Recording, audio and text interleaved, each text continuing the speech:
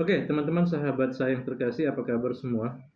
Malam hari ini kembali hadir teman-teman saya bersama teman-teman semua. Sekali lagi berharap kita semua dalam keadaan sehat dan baik-baik saja.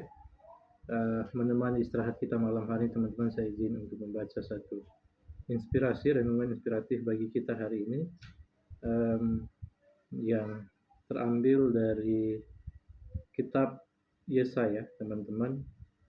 Yesaya pasal 43 ayat yang keempat, firman Tuhan berkata demikian.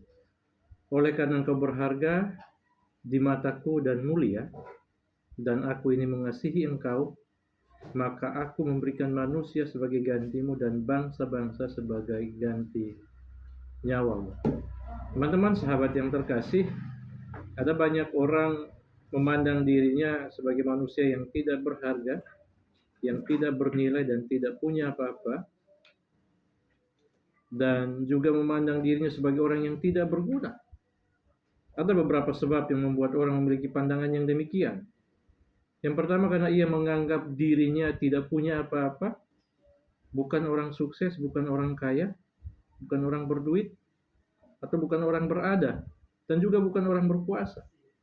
Ia merasa punya nasib yang buruk atau sial dibanding dengan orang lain yang terlihat sukses, lebih sukses dari dirinya.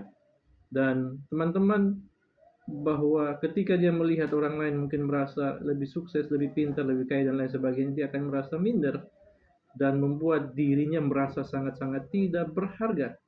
Ia memandang dirinya sebagai pribadi yang sangat-sangat tidak berharga karena menaruh uh, seberapa berharga dirinya itu berdasarkan apa yang ia miliki dalam hidupnya. Teman-teman sahabat yang terkasih, ingat bahwa pandangan dunia itu tidak sama dengan pandangan Tuhan atas manusia. Manusia mungkin melihat dirinya atau melihat sesamanya berdasarkan apa yang dia miliki, berdasarkan apa yang dia punya, tetapi Tuhan memandang kita sangat-sangat berharga.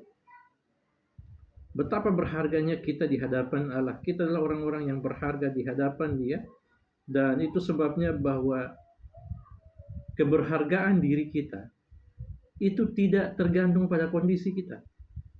Berharganya diri kita itu tidak tergantung pada apa yang kita punya atau apa yang kita miliki. Kondisi sosial kita, kondisi ekonomi kita, tidak tergantung pada itu. Tetapi berdasarkan keberadaan Allah.